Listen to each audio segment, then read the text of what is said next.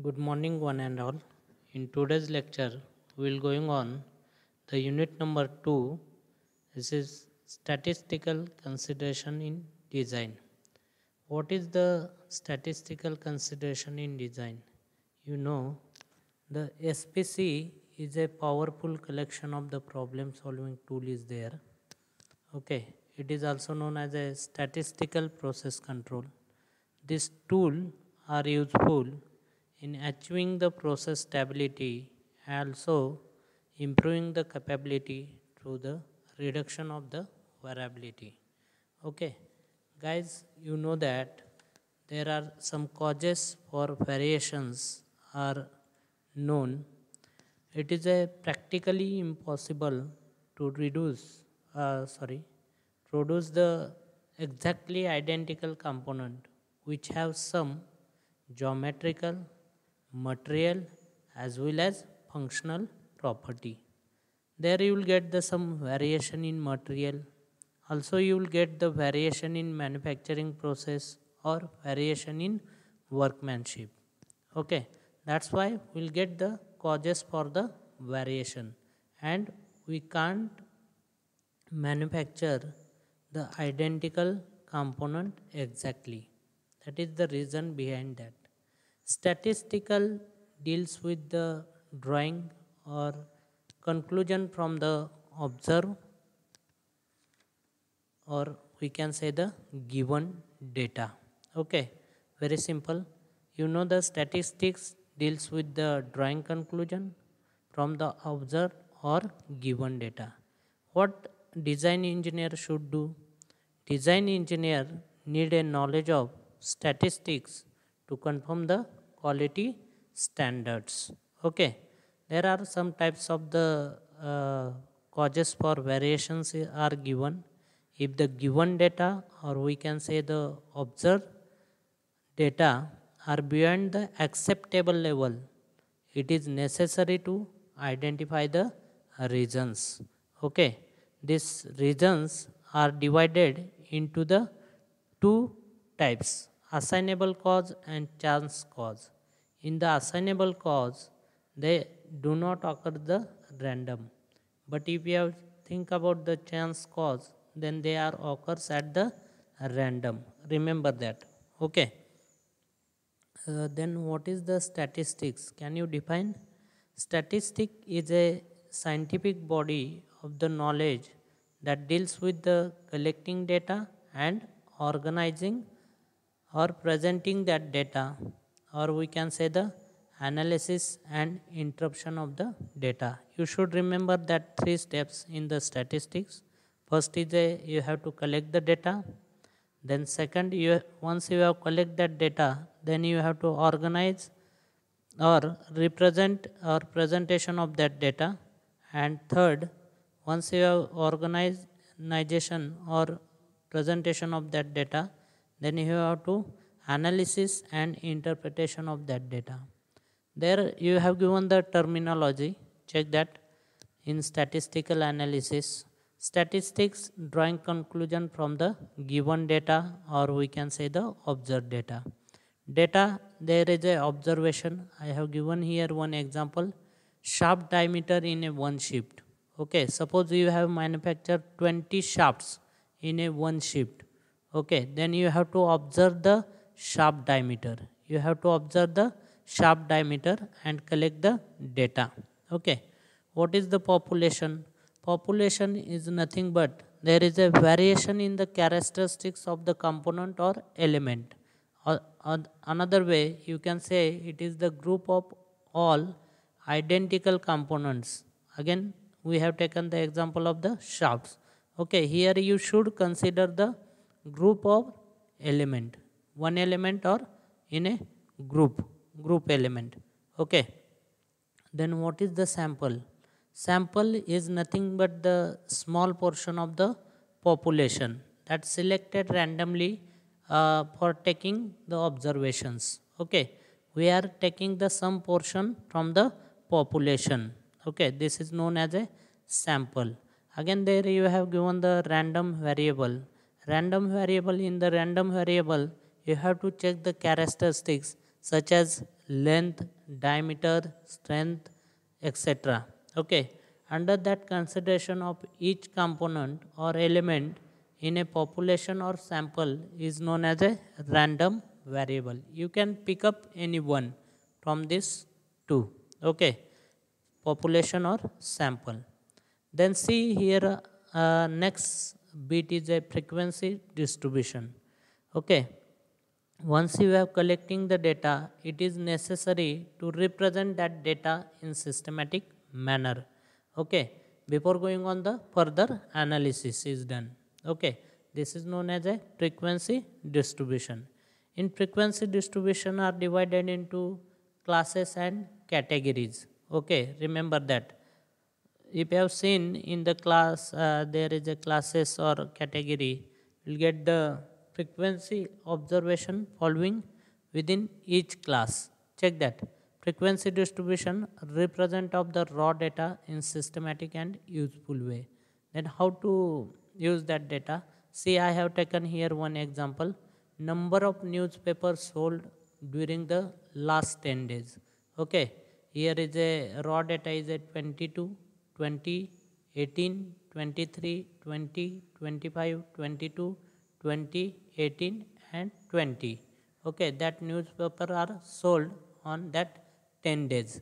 Then I have make the two columns. In one column I have written the paper sold and second column I have written the frequency. Check that 18 paper are sold. Okay, how many times? Here is a 1 and 2 times, means frequency is a 2. 19 paper are sold. Check that here is a no 19 paper are sold, that's why frequency is a 0. Similar way you have to check the 20. Check that 20 1, 2, 3 and 4 times, means frequency is a 4. Similar way I have find out that frequency of the paper sold up to the 25. Okay, this is the representation of the raw material in systematic and useful way. Again check that the group frequency distribution, how to make the group frequency distribution. Here is a I have taken the class interval for the group frequency distribution, means 15 to 19 I have taken the 4 is the gap, 20 to 24 and 25 to 29, and you have to calculate the class frequency in between that 15 to 90. Check that 15 to 90 only 2 there is a class frequency. 20 to 24, 20 to 24, check that we'll get the 7 frequency class frequency, and 25 to 29 is a 1 is there, 1 is there. Okay, and see guys, 15 to 90 we'll take this 15 is a lower and this 19 is a upper class limit, lower class limit and upper class limit. In 19 to 15 there is a 4 is the class width.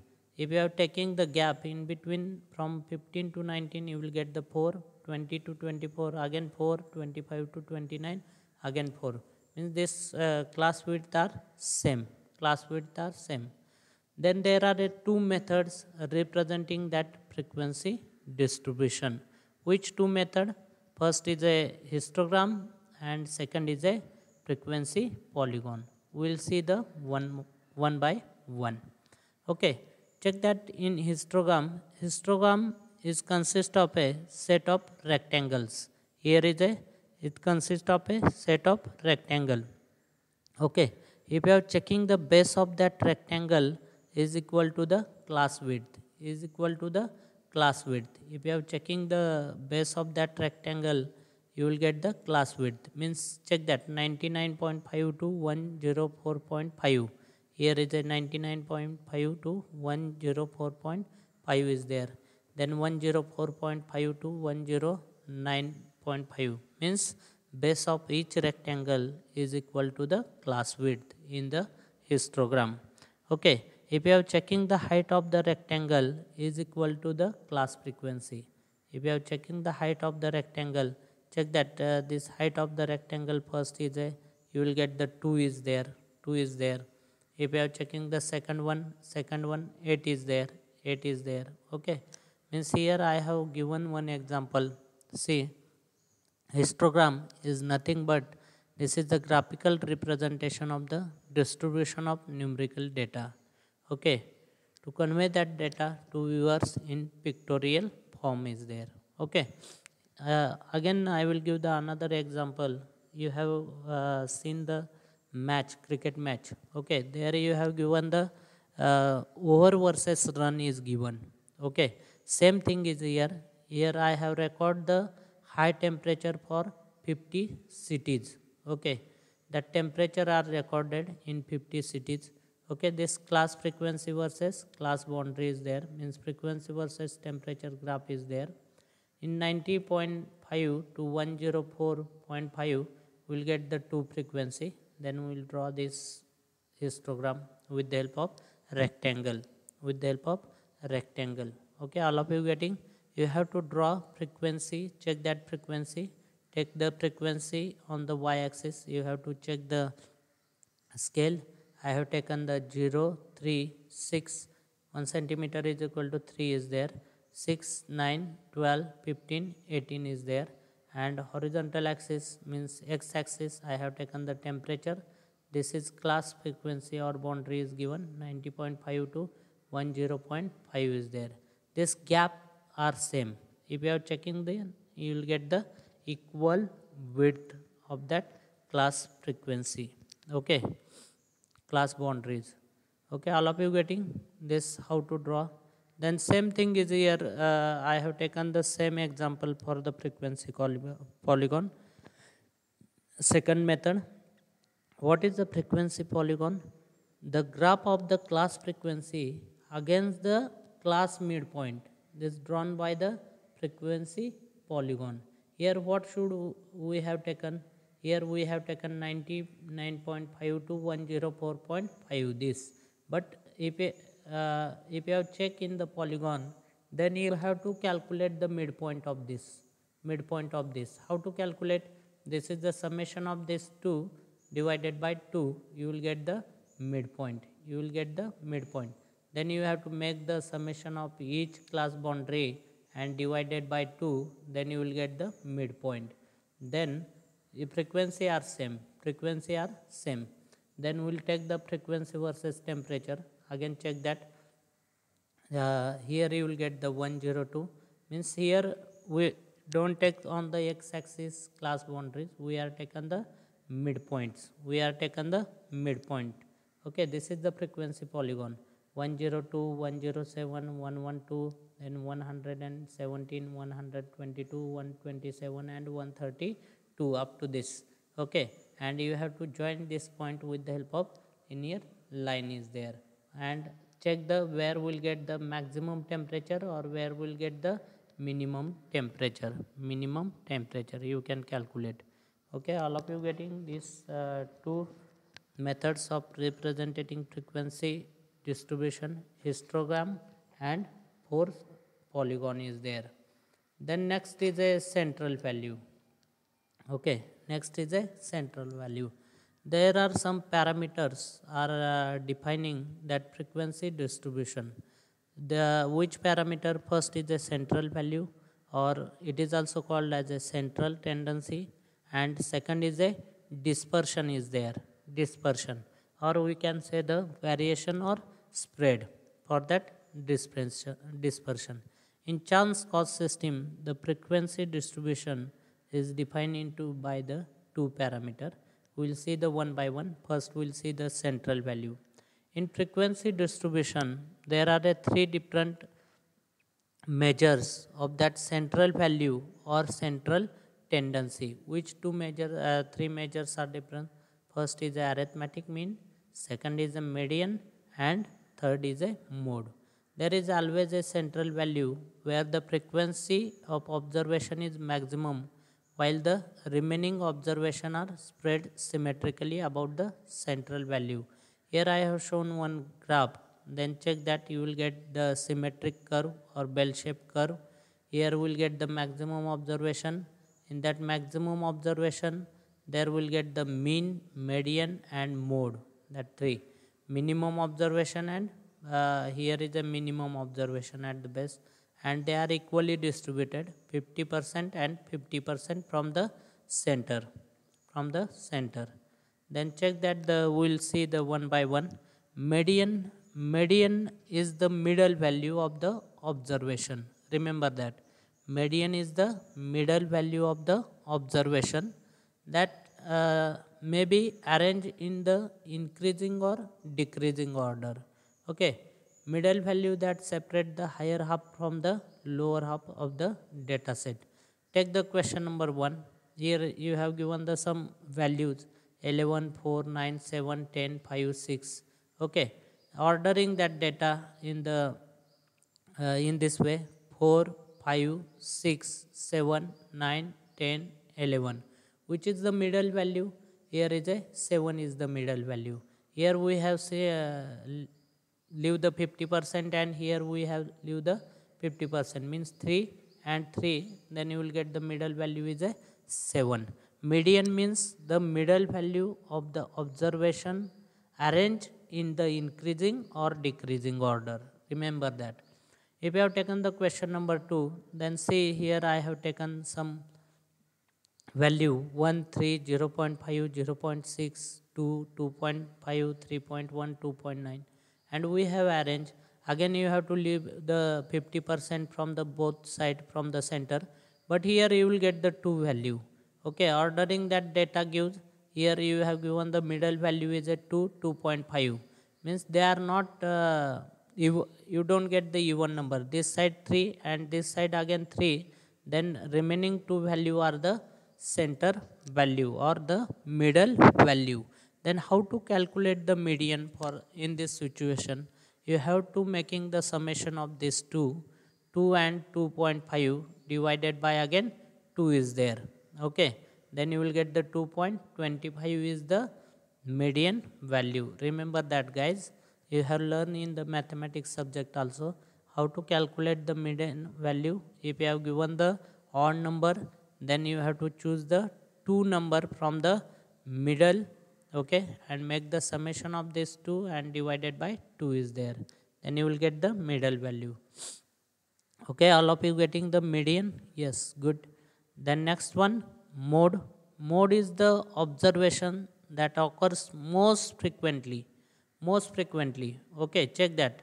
Most frequently means what? Most frequent value in the data set. If you have given the data, here I have taken the example 2, 6, 3, 9, 5, 6, 2, 6. Okay, then you have to choose the which number will get the most frequently. Here if you have taken the 2 we have 2 times, 6 we have 3 times, then 3 1 times, 9 1 times, 5 1 times. Then which is the most frequently value? 6 is there. Your answer is a 6. This is known as a mode. Okay, then last is the arithmetic mean. Okay, this is mean is denoted by mu. Okay, here see, if you have defined that mean is the it is the ratio of sum of all measurements divided by to the number of observation in the data set. Okay, then see the n is given for the total number of observations and observed data is given x1, x2, x3, x4 up to the xn. Okay, that's why sum of all measurements means mu is equal to summation of xi. Okay, you can put I is equal to 1 to n. Okay, and divided by n. Capital N is given for the total number of observations. Here I have shown the some example, the value of the x, and here is a frequency. Okay, here is a see, if the you have given the consider the population consists of the nth observations, then we are taken the x1, x2, x3 up to the xn, and we are using the formula summation of xi divided by n is there. If the observation x1, x2, x3 up to the xn, okay, that occurs with the frequency f1, f2, f3 up to the fn. Then how to calculate the mean? Mu is equal to, then you have to write the formula f1 x1. Here is a frequency is this observation occurs with the frequency. Then how to write the formula? f1 x1 plus f2 x2 plus f3 x3 plus f4 x4 up to the fn xn divided by summation of the what? f1 f2 f3. This is the total number of observations again, okay, or frequency is there, f1 plus f2 plus f3 plus up to the fn. Then you will get the formula summation of fi xi divided by n. If this observations occurs with the frequency, then here is adding is a fi. Check that. Okay, all of you getting this? Summation of fi means again what? Summation of fi means there is a total number of observations. Okay, mu is equal to again summation of fi xi divided by n is there. We'll take the one example. With the help of example we can understand the better. Okay, suppose the height of the kid at the shoulder. Okay, we are measure the kid heights up to the shoulder. Then we'll get that data 600 mm, 470 mm, 170 mm, 430 mm and 300 mm. Then we want to calculate the mean, the variance and the standard deviation Okay, then how to calculate that three things? Mean, you know the how to calculate the mean.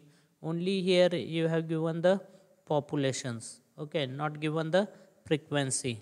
Okay, then see that we'll arrange that data in systematic manner. First 170 to the 600, minimum value to the maximum value. Okay, check that. Here I have taken the on x-axis 200, 400 and 600. In between I have taken here, say 170 is there, then 300 is there, then 430 is there, 470 and 600 is there. Okay, then what is the mean? Mean is nothing but the, what is the mean? It is the ratio of what? Summation of this population 600 x1 x2 x3 up to the xn divided by n, means summation of xi divided by n. 600 is there plus 470 plus 170 plus 430 plus 300 divided by here is a number of observations n. N is the total number of observation 1 2 3 4 5 observations are there. That's why divided by 5 you will get the 394. Okay, here I have mark on the second graph 394. Where is 394? In between the 300 and 430. In between the 300 and 430. Okay, then we want to calculate the, we have checked the difference of each kid height from the mean. Okay, it is nothing but the variance. Okay, in the chance cost system the sum of deviation is defined always 0. We square them, then define as a variance. Okay, we'll check that this variance. Okay, check how to calculate the variance. Once you have got the mean 394, then check the difference of each kid height from the mean. Okay, here is the difference 394 minus 170. You will get the minus 224 square of this plus again here if you have checked the second one 394 minus 300, again you will get the minus 94 square. Then plus again if you have checked the difference in between 430 and 394, you will get the 36. Then again 370 to 394 you will get the 76, and last is a 600 to 394 you will get the 206. Okay, left side you have to consider the negative and right side you have to consider the positive. Okay, divided by what? Number of observations 5. Then you will get the total variance in 21,704 is there. If you have taken the square root of that value, then you will get the standard deviation, and that standard deviation is denoted by sigma. Remember that. You have to remember with the help of example that formulae. No need to by hearts. Okay, I have taken the example of the kid's height. You should remember that example. The square root of the average of the square deviation from that arithmetic mean is called as a what? Square root of variance is called as what? Standard deviation. Okay, the square root of the average of the square deviation from the arithmetic mean is called as a standard deviation. If you have choose any random variable x, okay, that deviation of the ith observation or nth observation from the mean, you will get always xi minus mu is there. Okay, remember that. Then how to remember the formulae? There is a one derivation is given to calculate that value of that. We'll see the standard deviation is defined as the square root of the variance. Okay, remember that the standard deviation is defined at the it is the square root of the variance. Okay, standard deviation say is measure how each value in the data set deviate from the mean. Okay, you will get the difference. It measure again how concentrated the data are around the mean. Okay, how the concentrated data around the mean. Okay, and smaller standard deviation that are more concentrated data, more concentrated data. You have to more concentrated on the smaller standard deviation. Okay, you know the mean means what? Sum of all measurements divided by number of observation in the given set. Okay, this observed data is a x1, x2, x3, and total observation is a nth observation. Then how to calculate the variance and variance and standard deviation? Okay, then x1 minus mu square, use this formula, and x1 minus mu square divided by n, you will give this formula is a summation of xi minus mu bracket square divided by n. Next, check that, and if you have given only the frequency, okay, if you have given the only the observation x1, x2, x3 is occurs, but when the observation x1, x2, x3 occurs with the frequency, then we know that summation of fi xi divided by n. Then this there is a summation of fi into xi minus mu bracket square divided by n. This formula will be changed. And if you have seen in the population and sample formula, then only you will get the changes in the standard deviation. Here is a in the sample and population. Here we are using the n minus 1 is there. N minus 1 is there. Okay. There are two different formulae. You have to remember that. Okay. In the standard deviation. If the standard deviation, if the you have given with observation only the x1, x2, x3, then you will get the summation of root of summation of xi minus mu bracket square divided by n. This is the standard deviation. And if you have given the observations x1, x2, x3 with frequency f1, f2, f3, okay, then the standard deviation you will get the root of summation of fi into xi minus mu bracket square divided by n. Today's lecture will stop here. Next lecture we will see the numericals. Thank you.